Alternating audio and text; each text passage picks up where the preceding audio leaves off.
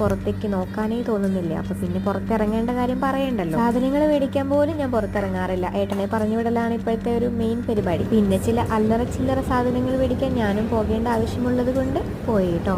അവിടെ എത്തുന്നത് വരെയുള്ള പ്രശ്നമില്ല. അവിടെ എത്തിക്കഴിഞ്ഞാൽ പിന്നെ ഫുള്ള് ഓണായി.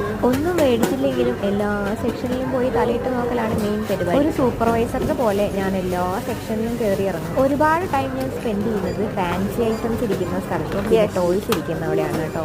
അവിടെ എത്തിക്കഴിഞ്ഞാൽ പിന്നെ എനിക്ക് ഈ കുഞ്ഞിനെയും മനുവേട്ടനെയും ഓർമ്മ ഉണ്ടാവില്ല. അവർ ഏതെങ്കിലും വഴി കൂടെ നടക്കുന്നുണ്ടായിരിക്കും.